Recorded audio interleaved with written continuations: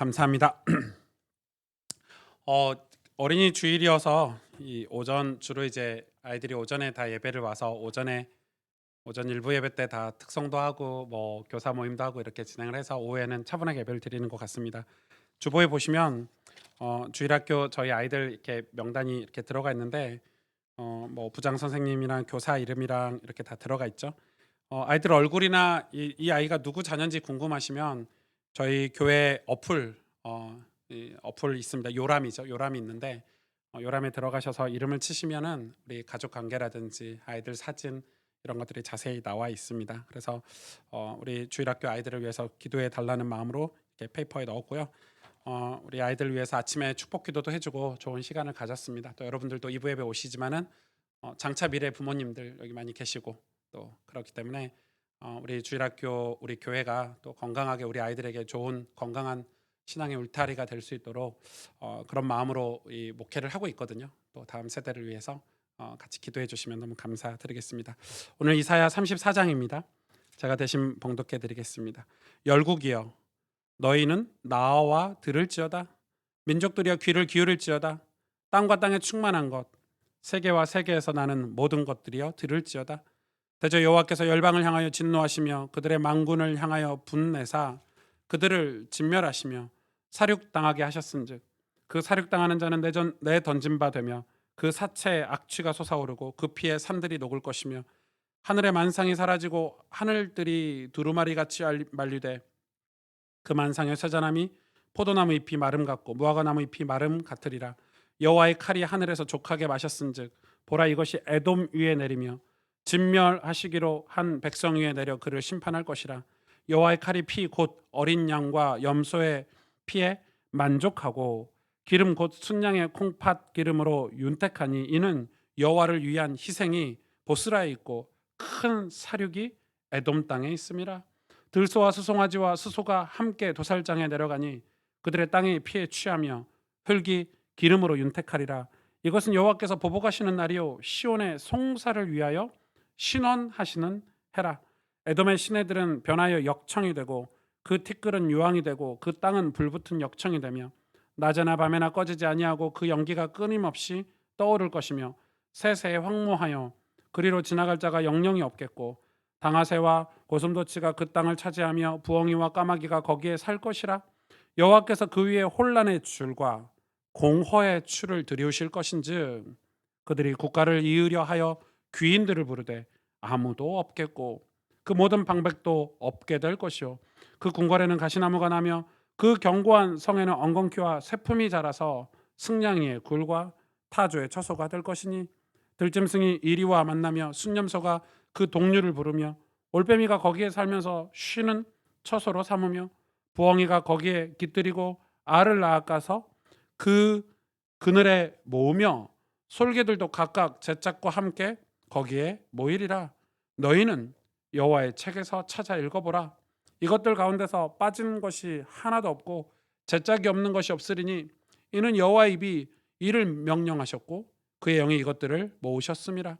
여호와께서 그것들을 위하여 제비를 뽑으시며 그의 손으로 줄을 띄어 그 땅을 그것들에게 나누어 주셨으니 그들이 영원히 차지하며 대대로 거기에 살리라.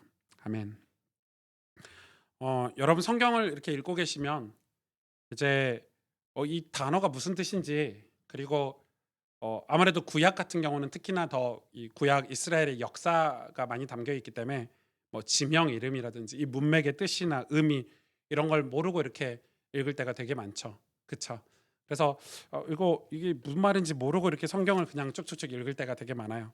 뭐 어쩔 수 없는 건데 처음에는 이 그걸 이제 전문적으로 공부한 사람이 이제 신학을 전문적으로 공부해서 성경의 배경사도 좀 공부를 하고 성경 지리도 공부하고 이 성경의 의미들을 공부하는 게 이제 목회자들이기 때문에 그래서 여러분이 읽으면서 이거 되게 어렵다 하는 게 정상이죠. 정상이고 여러분 그걸 다 읽으면서 완벽하게 이걸 깨닫고 이해하면 여러분 다 목회자 하셔야 되는 거고 저도 이제 공부를 하면서 이렇게 이 설교를 하고 있으니까 그래서 제가 드리는 말씀은 그런데 이제 낙심하지 말라는 거고 그리고 혹시 읽다가 단어들이 너무 궁금하고 이게 이해가 안 돼서 전체 문맥이 이해가 안 됐을 때는 항상 성경 읽으면서 이 노트나 뭐 이렇게 요즘은 패드 같은 거 놔두고 메모하셨다가 교역자들이나 뭐 혹은 가까운 장로님들에게 이렇게 여쭤보시면 좋을 것 같아요.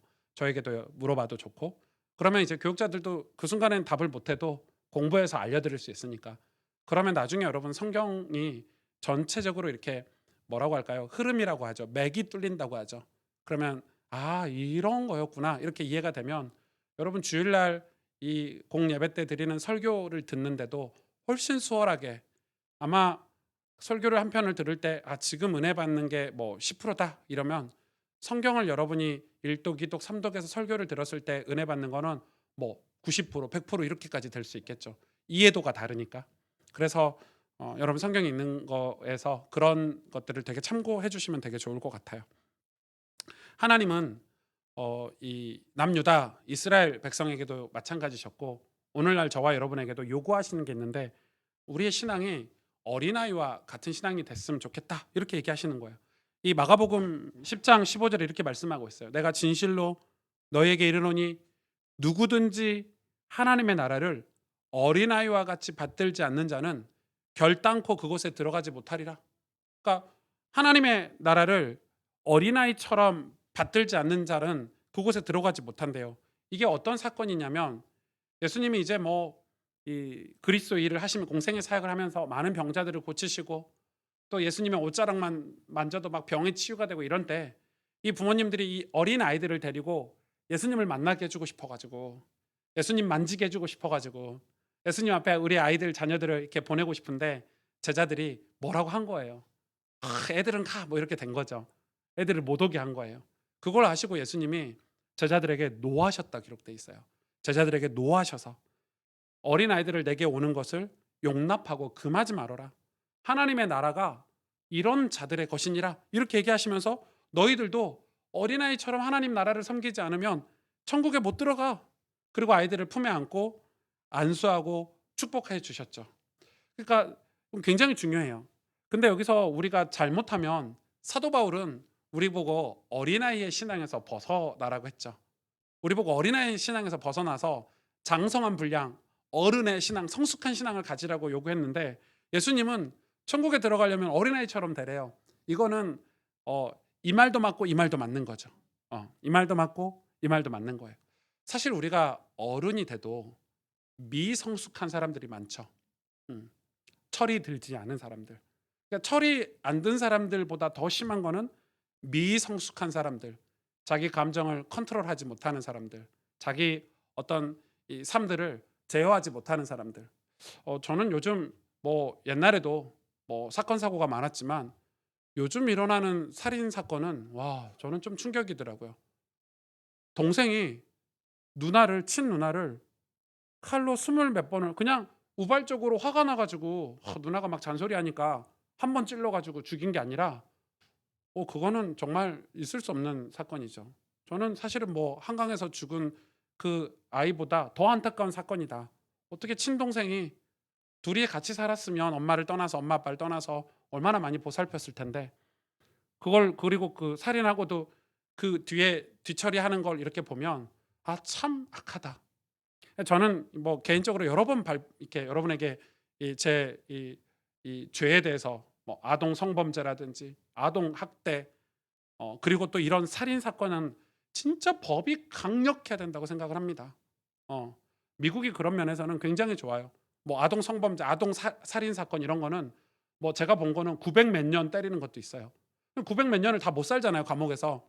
아무리 감옥에서 착하게 모범수라도 영원히 못 나온다는 의미도 있고 제가 물어보니까 이런 의미도 있더라고요.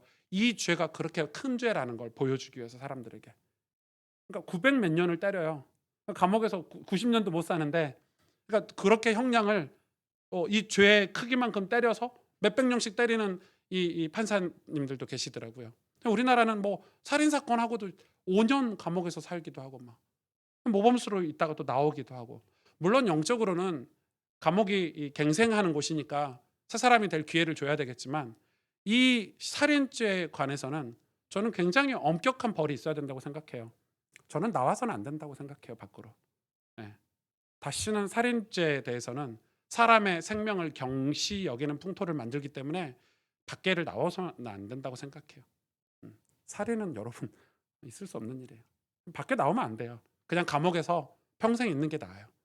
그러니까 그게 어 이 미성숙한 사람들이잖아요. 음. 성숙하지 못해서 어 그런 일들이 벌어지는 거죠.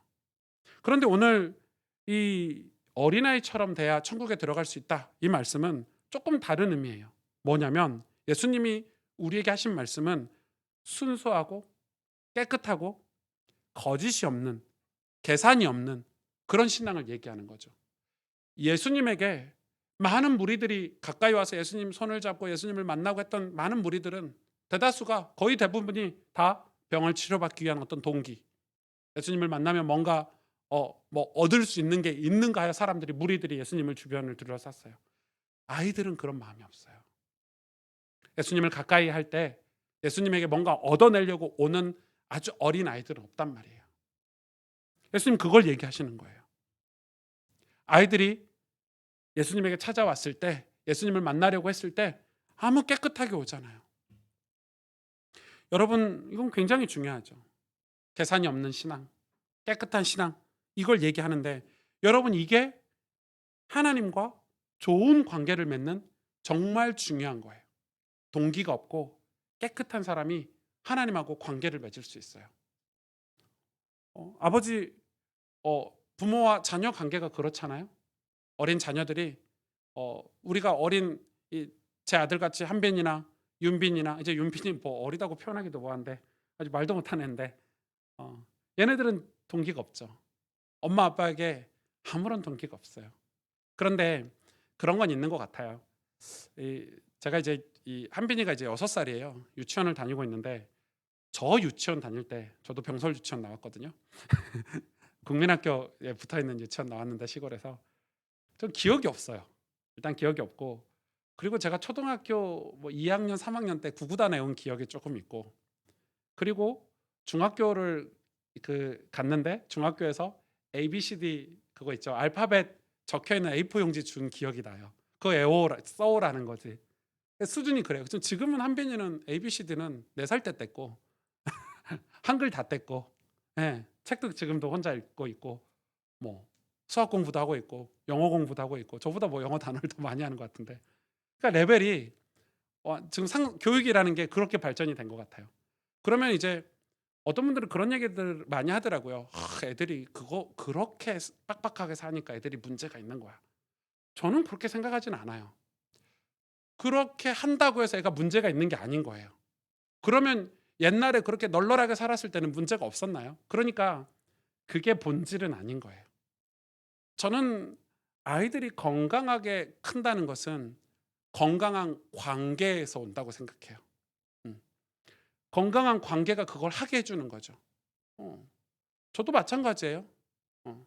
제가 지금 아주 힘있고 행복하게 사역하고 피곤하고 어렵지만 즐거운 이유는 자녀들하고 관계가 좋고 저희 가정, 저희 와이프하고 관계가 친밀하고 좋으니까, 그런 부분들이 어렵고 힘든 일이 있어도 그것들을 극복해낼 수 있는 힘이 거기서 다 나오더라고요. 여러분 사실은 관계에서 행복이라는 게 나와요. 가장 가치 있는 행복, 학자들이 얘기하죠. 가장 이 고퀄리티 행복이 뭐냐? 관계에서 다 얻어요. 그러니까 우리 직장도 그러잖아요. 회사에서 열심히 일하시는 분들 보면 사장님이나 회장님이나 뭐 이런 분들하고 관계가 좋아. 그러면 그런 사람들은 관계가 좋으면 또 회사가 위기가 올 때, 회사가 어려울 때 더 열심히 일을 해요. 왜? 관계가 좋으니까. 신뢰 관계가 있으니까. 그런데 관계가 안 좋으면 절대 그런 에너지가 나오지 않아요. 관계에서 진짜 좋은 에너지들이 나와요. 부부 관계도 마찬가지예요. 가정이 어려울 수도 있거든요. 살다 보면은 경제가 어려울 수도 있고, 살다 보면 위기도 올 수 있어요. 그런데 부부가 서로 신뢰해. 부부가 서로 의지하고 믿고 서로 사랑하고 그러면요, 그 좋은 관계는 내가 힘내서 이겨내야지 이렇게 가는 거예요. 그쵸? 이 관계가 무너지고 깨졌을 때 엄청난 안 좋은 에너지들이 나오겠죠. 분노가 나오고 화가 나오고. 그래서 이거는 자녀 교육은 정답이 없어요. 뭐 서울에서는 이렇게 키워야 되는 거고 시골에서는 이렇게 키워야 되는 거예요.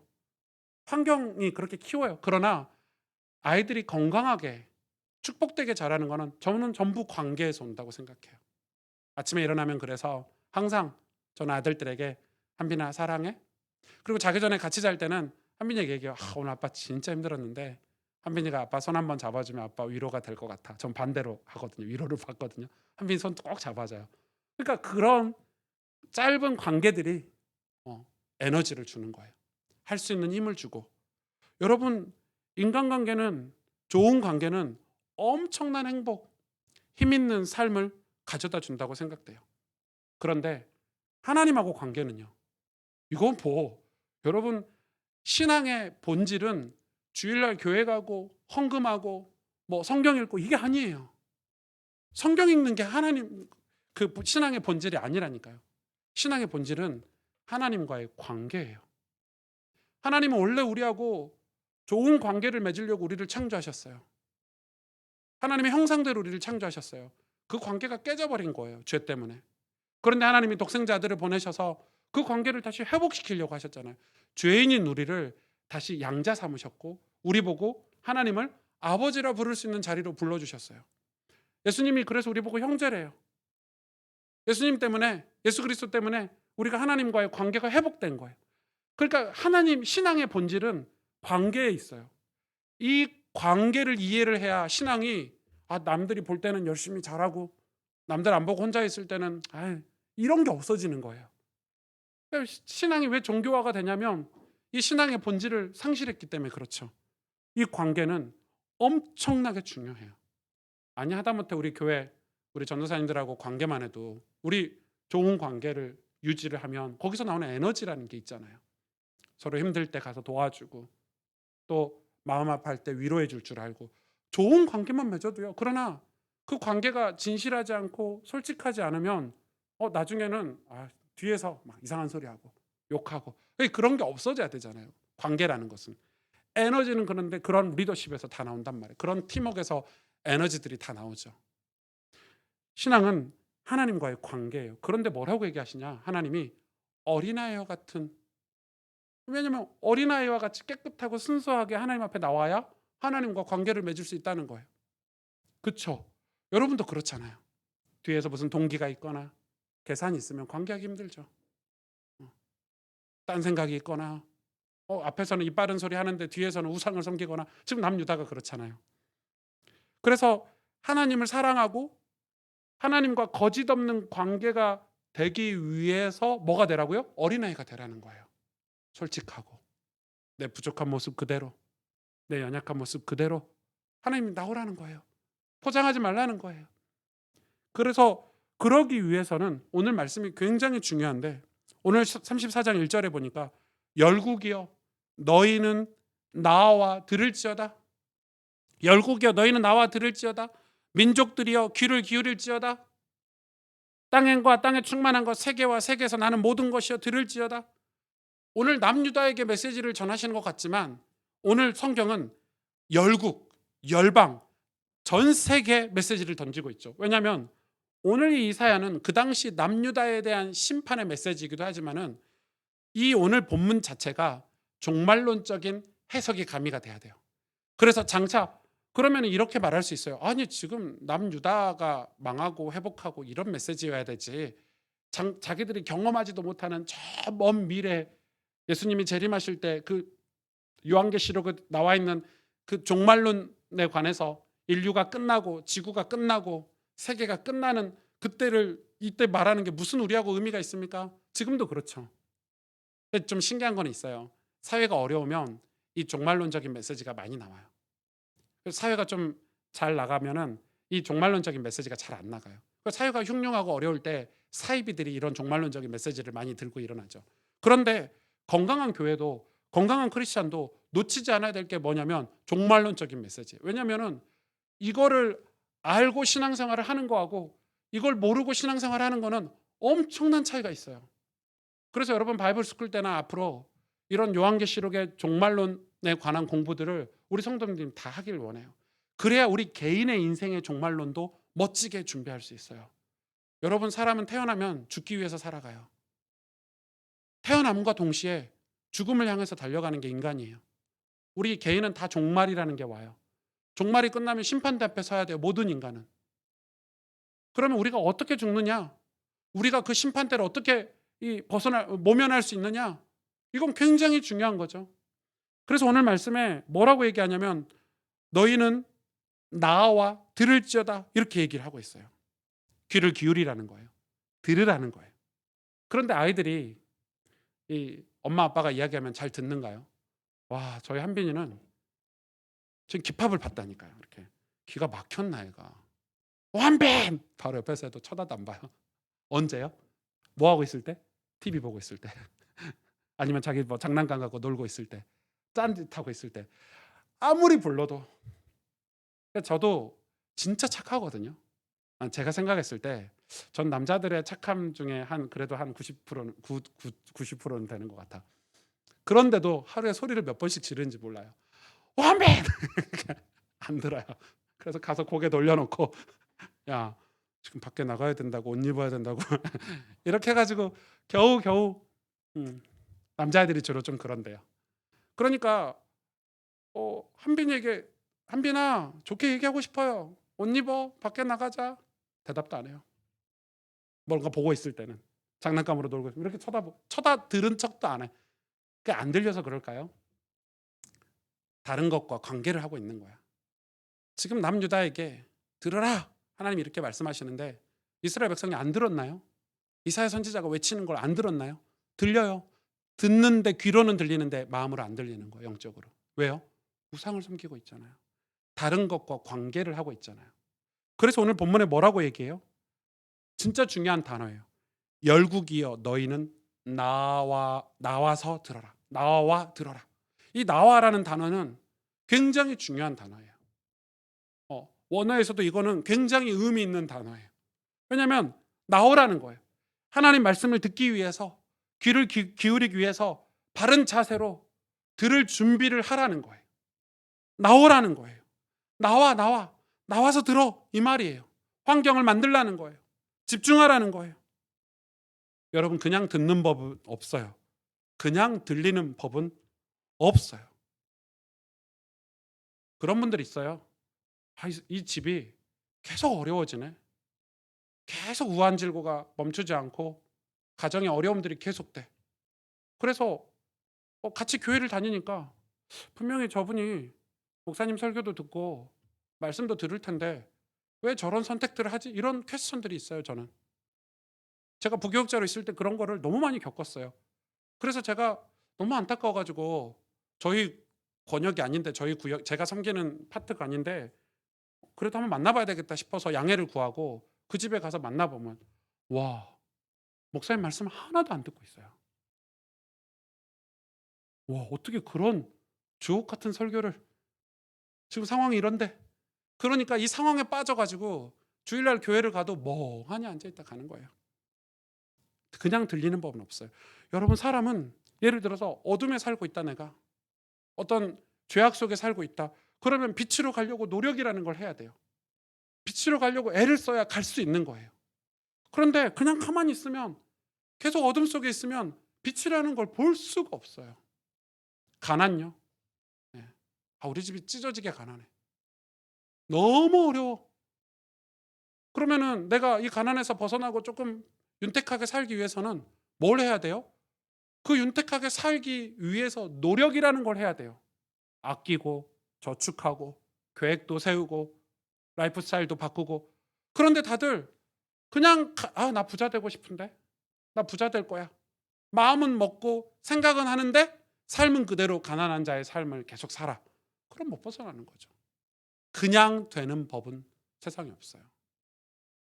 맨날 아프대. 맨날 아프대. 그러면은 병원 가면 선생님 얘기해 주잖아요. 건강하는 방법을. 근데 절대 안 해요. 안 하면 계속 아프게 살아야 되는 거예요. 그냥 되는 법은 없어요. 여러분 인간관계도 좋은 친구를 만나기만 해도 좋은 친구들과 좋은 사람들과 좋은 관계를 가지기만 해도 삶은 조금씩 영향을 받아서 좋은 삶을 살 수 있어요. 그런데 많은 사람들이 그런 삶을 살고 싶은데 좋은 사람은 만나려는 노력을 안 해. 믿음도 그렇잖아요. 교회를 오면 신앙이 좋은 장로님, 권사님들이 많이 계세요. 믿음의 선배들이 있어요. 그러면 내가 신앙생활 잘해야지. 그러면은 그런 분들을 만나려고 노력을 해야 돼요. 저는 그런 노력들이 진짜 많이 했던 것 같아요. 저 사람 되게 축복받고 사네. 저분 되게 능력 있네. 되게 궁금해요. 워렌 버핏이라고 세계적인 투자자가 있죠. 지금도 살아 계시죠? 네, 정말 세계적인 투자자인데 그분이 정말 옛날이죠. 그 전 깜짝 놀랐어요. 제 귀를 의심했어요. 제 눈을 의심했고 그분하고 점심 식사 한 끼 하는 거를 경매에 붙였는데 54억? 예. 54억 내고 그분하고 점심 먹는 경매 값이 53억인가 4억 아마 그 정도 될 거예요. 뭐 여러분 저하고 오승준 목사하고 밥 한 끼 먹기 위해서 50만 원 내놓는다면 미쳤냐고 내가 50만 원이나 내고 쟤하고 왜 밥 먹어 이렇게 생각하실 텐데 워렌 버핏하고 밥 먹는데 54억 내고 먹었어요. 그것도 경매로 치열하게. 근데 일반 사람들은 그 사람하고 만나서 밥 먹는다고 이득되는 건 하나도 없을 거예요. 아마 비슷한 류의 일을 하시는 분들이 아주 원포인트 레슨을 받기 위해서 아마 뭐 54억 이상어치 지혜를 얻었겠죠. 그러니까 좋은 사람 만나서 내가 내 삶도 나는 저렇게 살고 싶어 하는 욕심이 있다면 그런 관계를 맺기 위해서 조금만 노력해도요 삶은 바뀌어요. 어둠에 계속 있으려고 그냥 이렇게 살아야 되나? 이렇게 계속 살면 되나? 이렇게 되면 벗어날 수가 없어요. 좋은 관계를 만나야 거기서 에너지가 나오고 좋은 관계 속에서 내 마음에 꿈이라는 것도 생기고 비전이라는 것도 생기는 거예요. 여러분 그래. 여러분 책 한 권을 읽어도 가슴 뛰는 책을 한 권 만나면 사람이 달라지는데 가만히 있으면 저절로 되는 게 아니에요. 그래서 성경은 이야기하는 거야. 나와라 나와. 너 그 자리에 앉아가지고 듣는 척하지 말고 예배 드리는 척하지 말고 나와. 나와서 집중해서 제대로 들어. 하물며 창조자 하나님과의 관계. 우리 하나님과의 관계, 하나님의 음성을 듣는 일에 나와서 들으라고 하는 거예요. 근데 오늘 본문에 도대체 뭘 들으라고 얘기하는가 그 내용이 2절부터 15절까지 내용이에요. 2절부터 15절은 하나님이 세상을 멸망시키겠다는 내용이에요. 세상을 없애버리겠다는 내용이에요. 오늘 보니까 4절에 보니까 하늘의 만상이 사라지고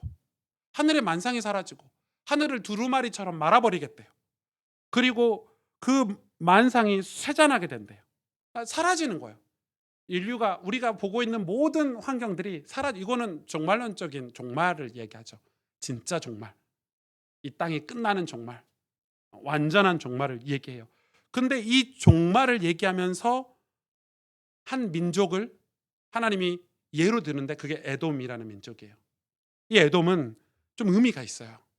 이 에돔이라는 민족은 제가 시간이 없어서 오늘 에돔에 대해 설명을 못 하겠지만 하나님이 이 에돔의 죄를 기억하고 오늘 심판하는데 이 에돔이라는 민족을 심판하는 게 아니라 온 인류를 죄악된 세력들을 심판하시는데 그 죄악된 인류를 에돔이라는 단어를 쓰신 거예요. 이해가 되시죠? 근데 이 에돔이 실제로 민수기 20장에 보면 자기 형제예요. 형제 유다의 길을 가로막았어요. 그리고 유다가 공경에 처할 때 그 공경에 처할 때 그를 공격했고 약탈했어요. 심지어 그들을 바벨론의 손에 팔아넘겼어요. 그러니까 바벨론도 나쁘고 아수르도 나쁘고 더 나쁜 애굽도 있는데 이 에돔이 왜 멸망의 상징이고 하나님의 진노의 상징이냐면 이 약간 우리말로 말하면 얍삽한 거죠. 얍삽한 거예요. 이 에돔의 악행은 굉장히 얍삽해요. 마치 뭐하고 똑같냐면요. 창세기 3장에 마귀가 뱀을 통해서 아담과 하와에게 너도 하나님처럼 될 수 있어. 그래서 하나님과의 관계를 깨버리는 그 사단 마귀를 상징하는 것 같아요. 그래서 에돔이 그런 비열한 뒤에서 권모술수를 쓰고 하나님과의 관계를 깨기 위해서 계산하고 남을 속이고 이런 이 민족이 됐거든요. 그러니까 이 에돔을 그런 이걸 상징하는 단어로 에돔을 써요, 구약에서. 그러니까 여러분 이 에돔. 그래서 이 땅에 모든 폭력을 일삼고 학대하고 남을 괴롭히고, 이게 아니라 단지 남을 괴롭히고 나쁜 세력이 아니라 하나님과 인간 사이를 갈라놓는 모든 악한 무리들, 사단에게 쓰임받는 무리들을 에돔이라고 성경은 지칭하는 거예요. 그 에돔처럼 심판하겠다는 거예요. 그래서 여러분, 불의한 그런 권세들이, 그런 사람들이 주로 세상에서 잘 먹고 잘 살잖아요. 승승장구하는 것처럼 보이잖아요. 그런데 하나님은 그들의 행위를 낱낱이 기억하신대요. 하나님이 당신의 사랑하는 자녀들, 구원받은 자녀들도 불꽃 같은 눈동자로 지켜보시지만 악행하는 자들도 불꽃 같은 눈동자로 지켜보신다는 사실을 여러분 믿으시기를 바랍니다. 그러니 우리가 조급할 이유가 없어요. 물론 가끔 우리가 거룩한 분노도 내야 되고 싸우기도 해야 되지만은 우리가 그들 때문에 조급하거나 속상할 필요가 없어요. 묵묵히 우리는 하나님 백성의 길, 거룩한 길을 걸어가면 돼요. 반드시 승리하게 돼 있어요. 그런데 이 에돔을 어떻게 오늘 멸망시키겠냐면 소돔과 고모라처럼 멸망시키겠대요. 소돔과 고모라처럼. 그래서 완전히 유황불로 다 태워버리고요. 거기에 에돔이 다시 나라를 건설하려고 유력한 사람들을 데리고 오려고 하는데 오는 사람이 없대. 그래서 그 자리에는, 그 삶의 터전은 부정한 짐승들의 거처가 되는 거예요. 승냥이라든지. 오늘 나온 짐승들이 다 부정한 짐승들이에요, 성경에서. 그러니까 부정한 짐승들이 거기 사는 거예요. 그런데 11절에 진짜 중요한 단어가 있어요. 여러분, 이 오늘 성경의 핵심 키라고 볼 수 있어요. 11절 하반절에 보면 뭐 까마귀도 살고 고슴도치도 살고 다 부정한 짐승들이거든요. 여호와께서 그 위에 혼란의 줄과 공허의 추를 들이우신다고 해요. 들이우다는 거는 이렇게 들이미신다는 거잖아요. 뭐예요? 혼란의 줄, 공허의 추. 혼란과 공허가 어디서 나오죠? 창세기 하나님이 세상을 창조하시기 전의 상태죠. 혼돈과 공허. 그러니까 혼돈과 공허 상태로 다시 돌려버리신대요. 창조 전 상태로. 그러니까 우리 인생에 혼돈의 줄과 공허의 줄, 우리 인생이 죄와 가까워지고 불의하고 악행을 하면 혼돈이 찾아오고 공허가 찾아와요. 여러분, 아무리 겉으로는 괜찮다라고 얘기해도요, 죄를 짓는 사람들은 마음이 불안해요. 그거가 안 느껴지면 양심에 화인 맞은 거죠. 그의 인생은 혼돈이 찾아오죠. 여러분, 이 혼돈의 줄과 공허의 추에 반대되는 게 성경에 진짜 많이 나오죠. 정의의 줄, 그리고 공평의 추. 하나님 많이 쓰시는 단어예요. 정의의 줄과 공평의 추가 뭐예요? 그게 복음이에요. 십자가 복음이에요. 하나님은 반드시 질서를 회복하세요. 그래서 정의의 줄과 공평의 추가 우리 삶에 제대로 작동하는지 늘 확인하고 관심을 두고 살아야 되는 거예요. 안 그러면 혼돈의 줄과 공허의 추가 우리 인생에 들이온단 말이에요. 다시 말해서 쉬운 말로 얘기하면 어둠과 죄가 우리 삶을 들이우면은 우리는 뭘 피할 수 없죠? 하나님의 심판, 에돔과 같은, 소돔과 고모라 같은 하나님의 심판을 피할 수 없다는 거예요. 우리 개인에게도 마찬가지예요. 우리 개인의 종말도 마찬가지예요. 우리 인생이, 많은 사람들이 천국을 준비하지 않아요. 죽음이라는 걸 준비하지 않고 산단 말이에요. 가장 신앙생활을 잘하려면 어떻게 해야 되냐? 죽음을 멋있게 죽고 아름답게 죽고 우리 자손들에게 진짜 아름다운 신앙인으로 멋지게 천국으로 부름받아 가는 그 죽음을 준비하는 삶은 허투루 삶을 살지 않을 거예요. 결코. 나이가 젊든 나이가 많든. 왜냐하면 천국, 이 땅이 끝이 아니니까. 천국이 끝이니까. 하나님 품에 입성하는 게, 하나님 나라에 입성하는 게 이 인생의 끝이니까 그냥 과정인 거예요. 이 땅에 살아가는 게. 하늘의 만상이 사라지고 산들이 다 녹아버린대요. 다 종말론적인 내용들이에요. 우리 인생도 마찬가지예요. 여러분, 죽고 났는데 하늘이 있습니까? 죽고 났는데 바다가 있습니까? 산들이 있습니까? 아무것도 없어요. 죽고 나면.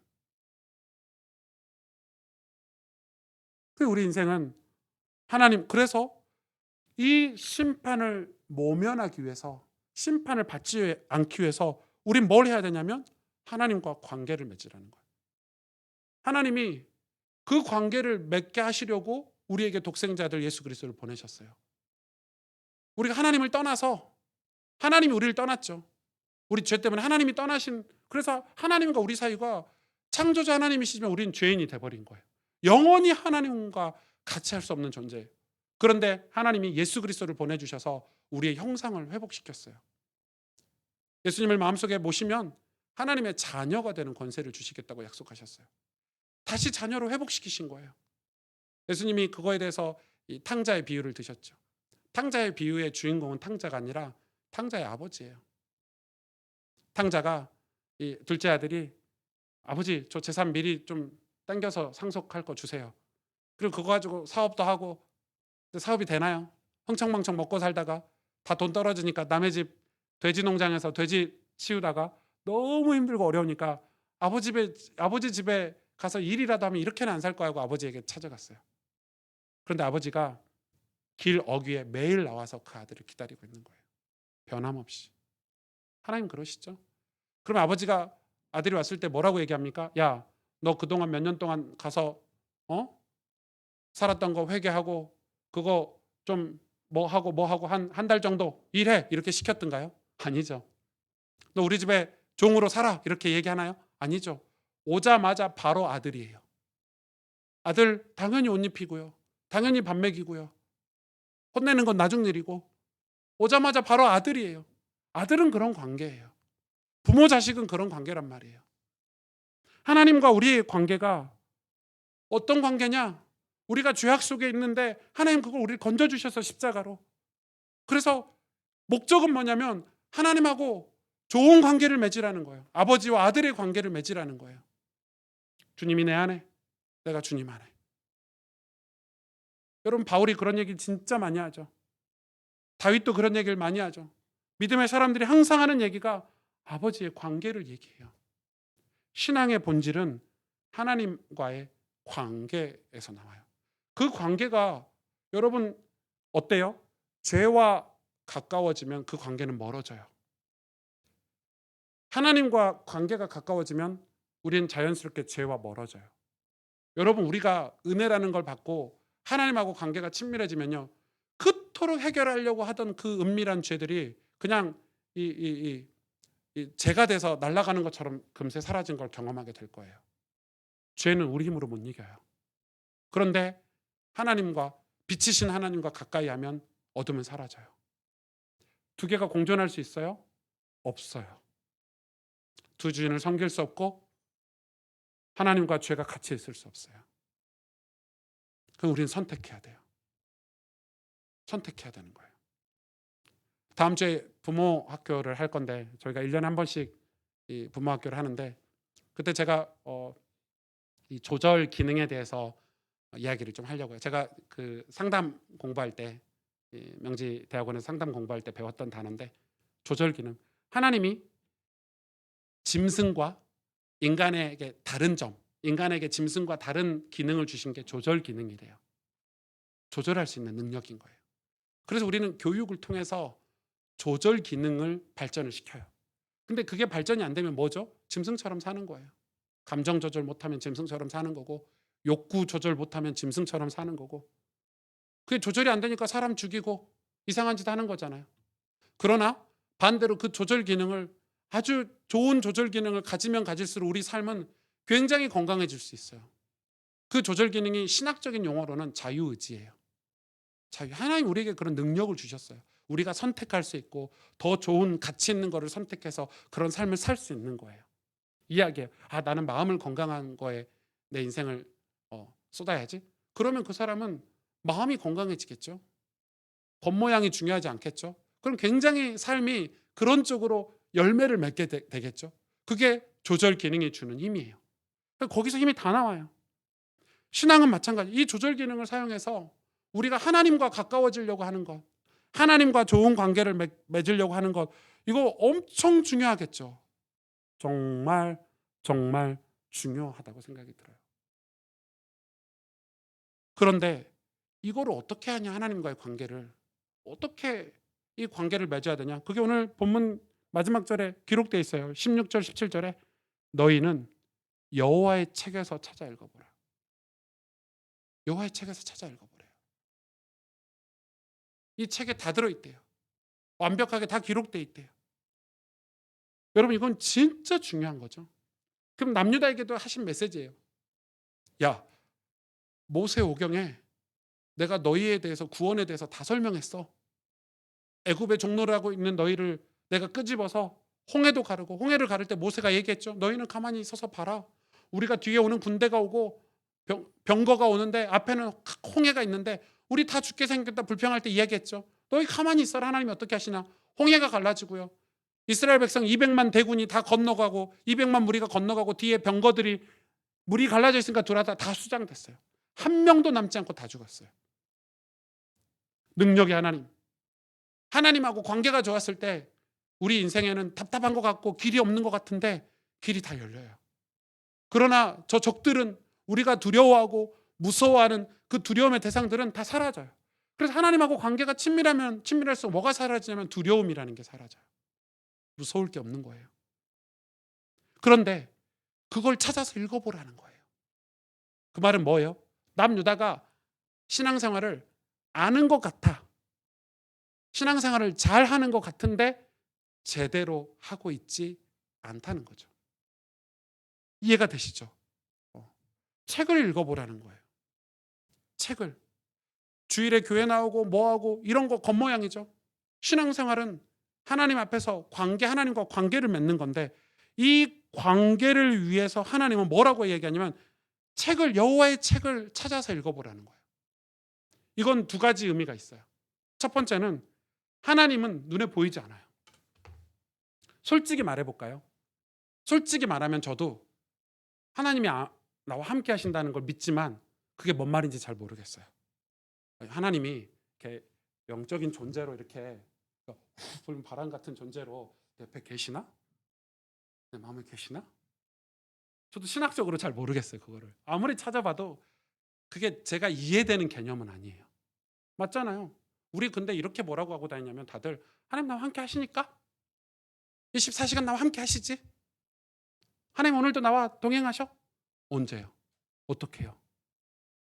하나님 진짜 함께 하시나? 어디 계시지? 그러니까 성경은 정확하게 뭐라고 얘기하냐면 그래서 하나님이 나와 함께 하시는 것, 하나님과 관계를 맺는 걸 뭘로 하라고 기록되어 있냐면 성경으로 하라는 거예요. 제가 유대인들을 얘기하는 거는 유대인들의 신앙을 배우자는 게 아니라 그들이 하고 있는 방식을 배우자는 거예요. 그들은 성경이 하나님이에요. 왜냐하면 하나님이 우리에게 당신을 드러내시는 특별 은총으로 말씀이라는 걸 우리 손에 쥐어주셨어요. 말씀이 육신이 되어 우리 가운데 거하시며. 하나님은 눈에 안 보여요. 근데 하나님 볼 수 있어요. 성경을 읽으래요. 하나님이 함께 하시는 걸 느끼래요. 근데 어떻게 느끼냔 말이에요. 성경을 읽으래요. 여호와의 책에서 찾아서 읽으래요. 하나님이 역사하신 것들, 하나님이 어떻게 일하셨는지, 우리에게 어떤 축복을 주실지, 어떤 기업을 주실지, 하나님이 어떻게 악한 영들을 물리치실지 성경에 다 기록해 놓으셨어요. 곧 성경이 하나님이에요. 이 성경 책이 거룩하다고 우상 섬기자는 게 아니에요. 이 책은 책이죠. 낡으면 버려야 돼요. 이 성경 책 속에 기록된 하나님의 말씀이에요. 여러분, 여호와의 하나님은 신앙생활은 그래서 뭐가 없어요? 거짓이 없어야 돼요. 다 팩트고 트루예요. 사실이에요. 근데 신앙생활을 우리는 이 사실로 하지 않아요. 하나님 오늘도 나와 함께 하셔. 아멘 하고 살아요. 그냥.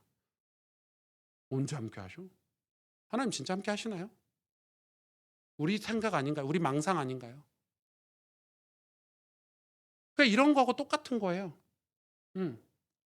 우리 집이 진짜 가난한데 텔레비전 같은 거 부자들 나오는 드라마 같은 거 보고 나도 저 부자 속 TV 보는 순간에는 부자 속 주인공 같은 대리만족. 현실은 계속 가난해. 우리 신앙이 마치 그런 망상 속에서 하는 것 같아요. 어떻게 해야 돼요? 가난에서 벗어나기 위해서 어떻게 해야 돼요?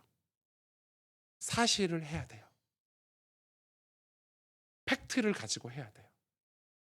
아끼고 열심히 일하고 컨설팅을 받고 내 삶을 가난에서 벗어나려면 사실이라는 걸 해야지.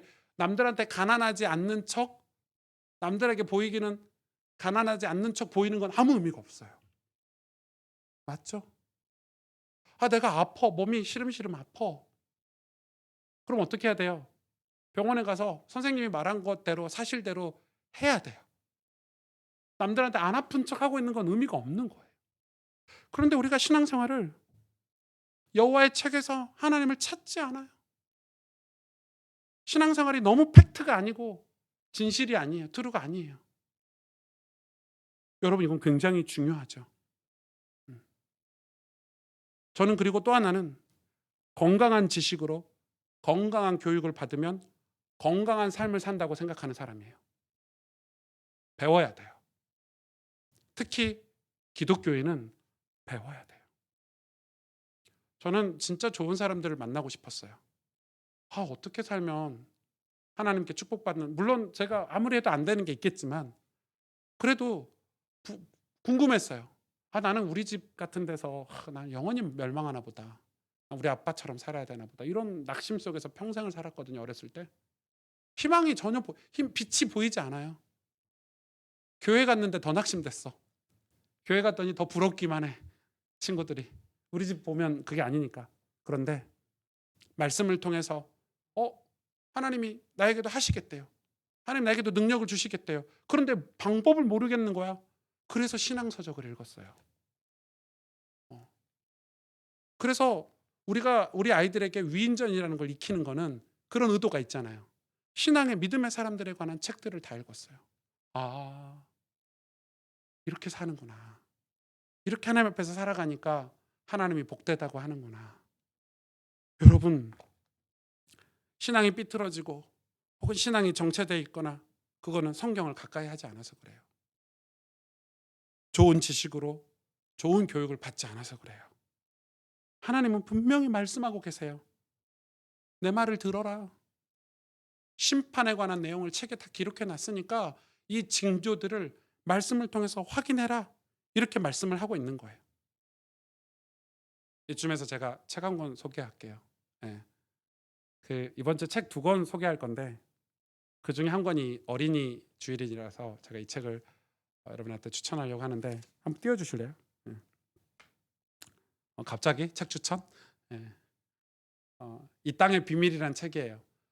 이 책은 크리스찬 책은 기독교 책은 아니고 뭐 일반 사람이 저 서정아 씨라고 쓰고 서울대 그 지구 물리학 교수님이신가가 이 설명을 다 달아놓은 아주 유명한 책이더라고요.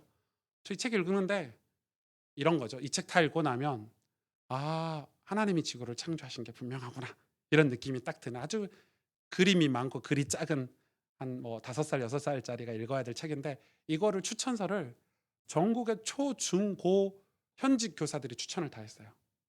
지금 학교에 너무 이상한 이념들 막 뭐 진화론 이런 것들이 막 난리잖아 학교에서. 그래서 이 책을 교사들이 사서 막 아이들 읽힌대요. 아주 좋은 책이더라고요.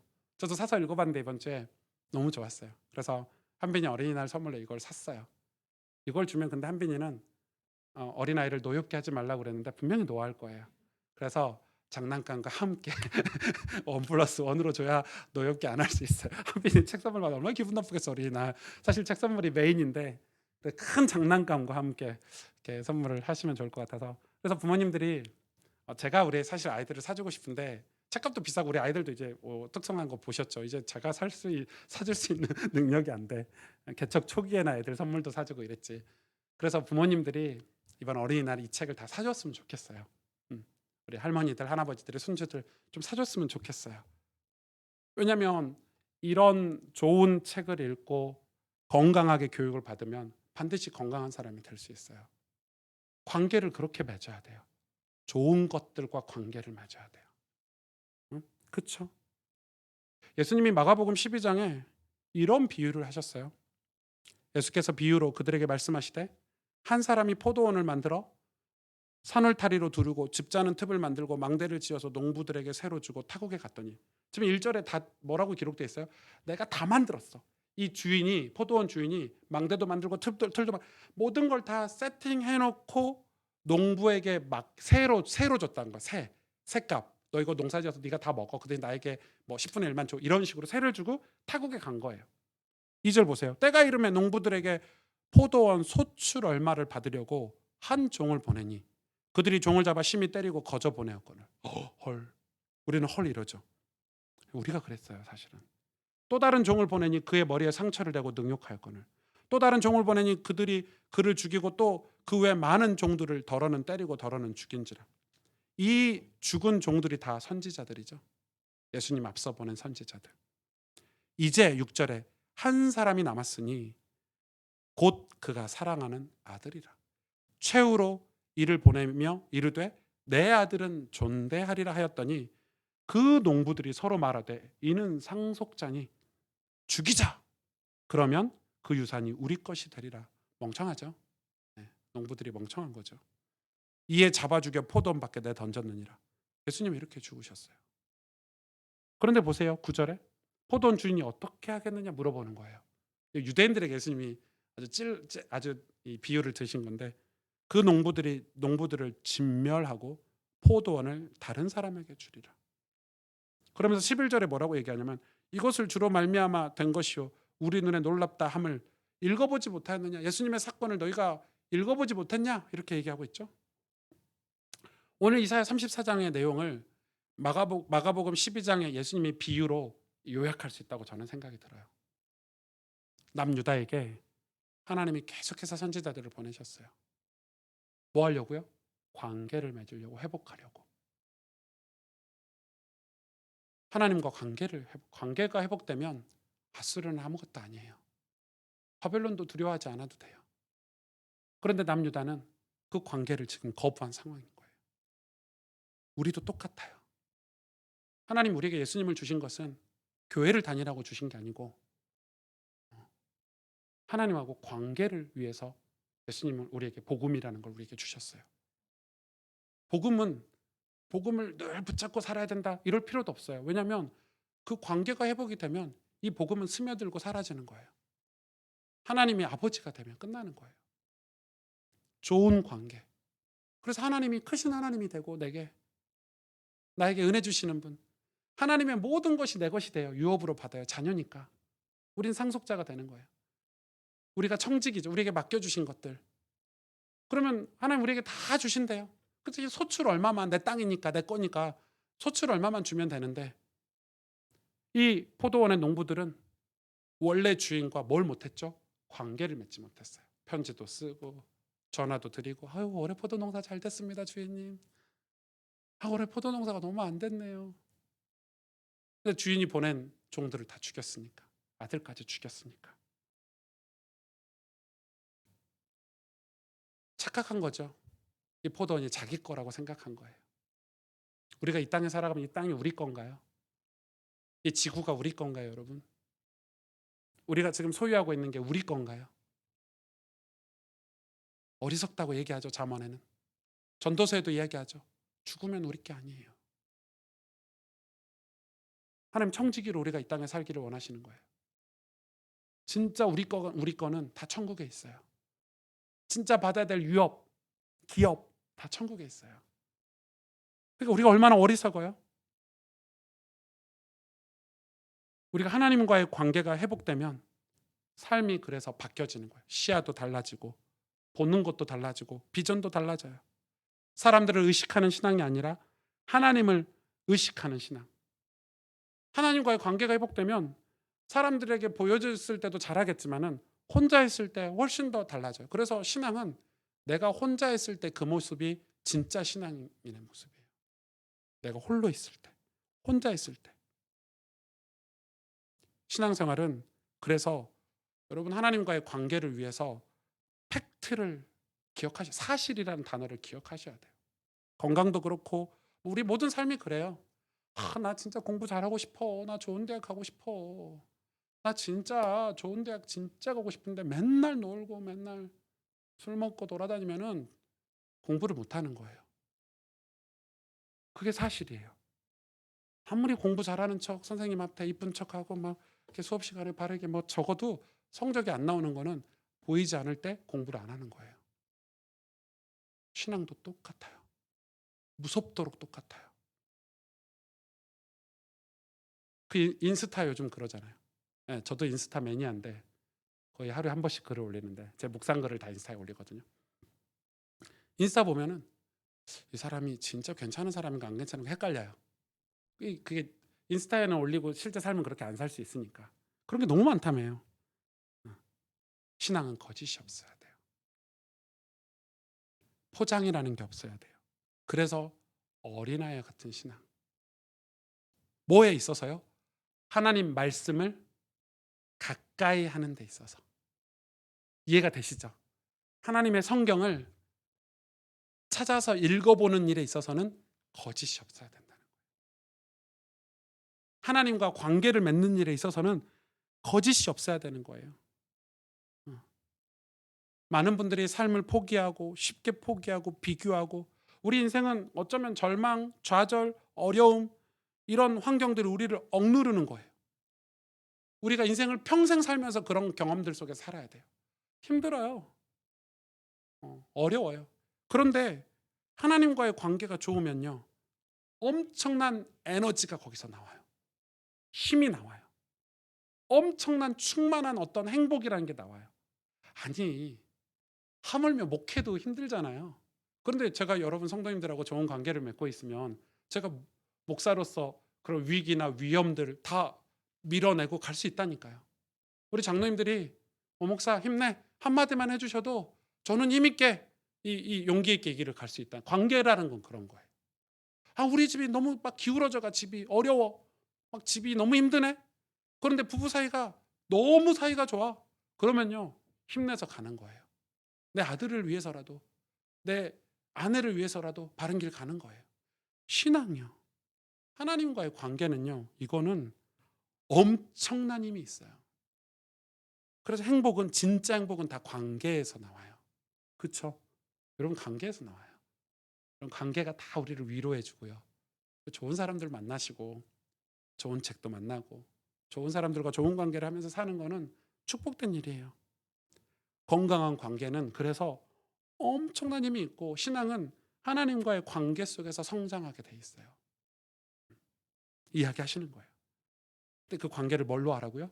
말씀으로 하는 거예요. 하나님과 어떻게 관계를 맺냐? 성경을 찾아 읽어보래요. 들어보지 못했냐? 나와서 들어라. 여러분 이거는 굉장히 중요하겠죠. 여러분이 정말 하나님과의 관계가 건강하고 친밀해지기 위해서 우리가 어둠에서 벗어나 빛으로 가기 위해서 우리 이 관계를 소홀히 여기면 안 돼요. 별거 아니라고 생각하지 마세요. 다윗이 여호와의 말씀을 주야로 묵상합니다. 별거 아니라고 생각하시면 안 돼요. 사도 바울이 내가 하나님의 말씀을 내 입에서 놓치지 않겠다 하신 거를 여러분 소홀히 여겨서는 안 돼요. 바울이 로마서 8장에 이야기하잖아요. 그리스도의 사랑에서 누가 우리를 끊을 수 있겠냐.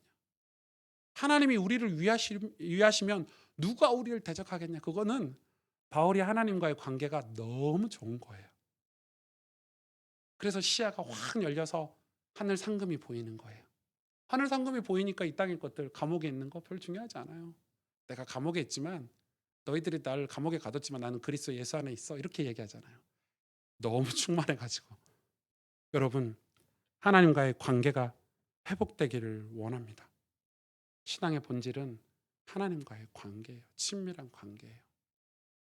하나님과 친밀해지려면 하나님이 어떤 분인 줄 알아야 되고 하나님 말씀에 귀를 기울여야 되고 하나님을 만나려고 애써야 되겠죠. 나와서 책을 찾아서 읽어보래요. 그래서 성경 읽는 게 그냥 형식적으로 프로그램을 하는 게 아니란 말이에요. 같이 기도하겠습니다.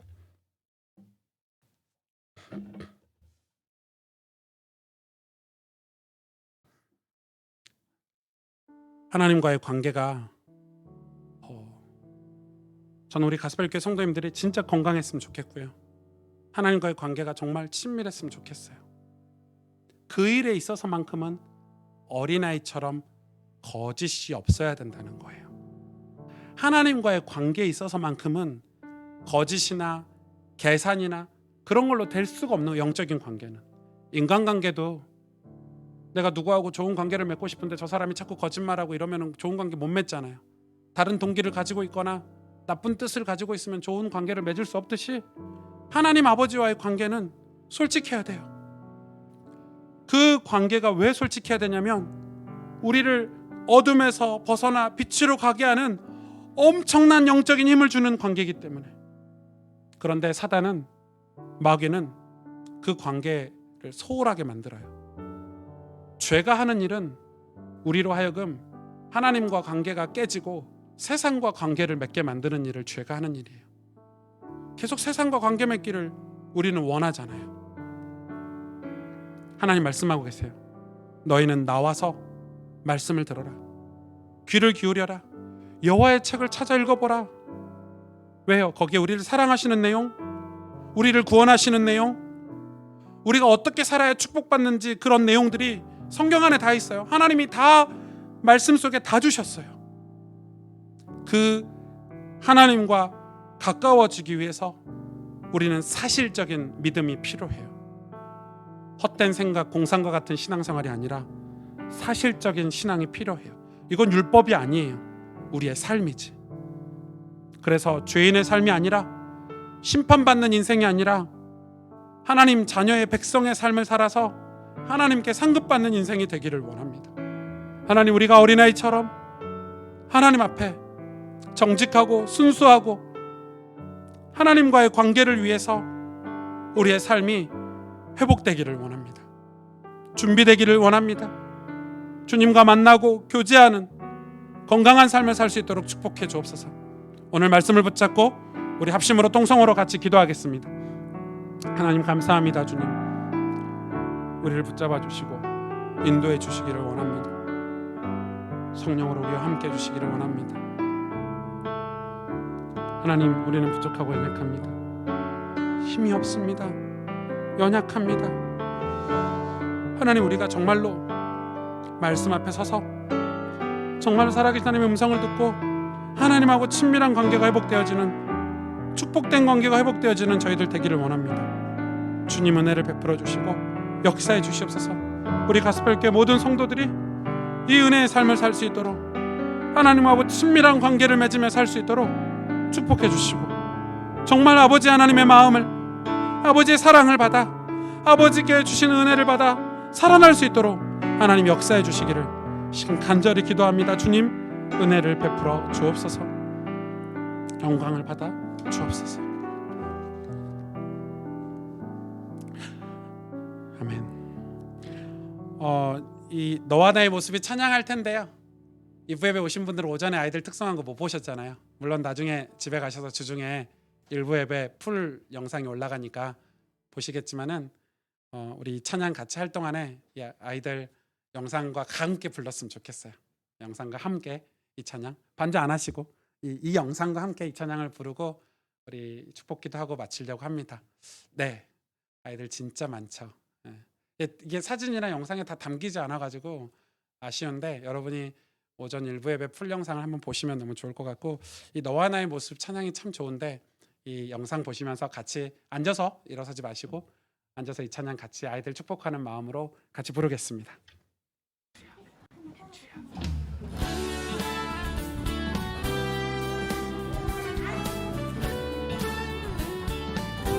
너와 나의 모습이, 너와 나의 모습이 예수님, 너와 나의 모습이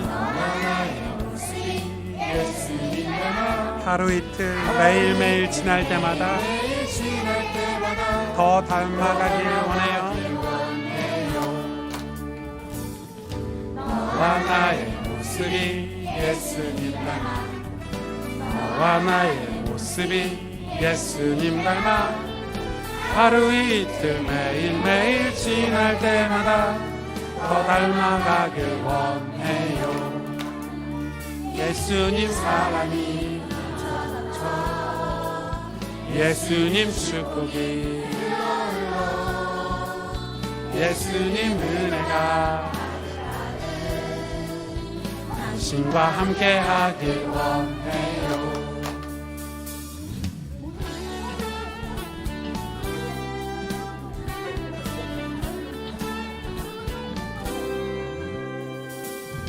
너와 나의 모습이 예수님 닮아, 너와 나의 모습이 예수님 닮아 하루 이틀 매일매일 지날 때마다 더 닮아가길 원해요. 너와 나의 모습이 예수님 닮아, 너와 나의 모습이 예수님 닮아 하루 이틀 매일매일 지날 때마다 더 닮아가길 원해요. 예수님 사랑이 예수님 축복이 예수님 은혜가 당신과 함께 하길 원해요. 예수님 사랑이 예수님 축복이 예수님 은혜가 당신과 함께 하길 원해요. 당신과 함께 하길 원해요. 당신과 함께 하길 원해요.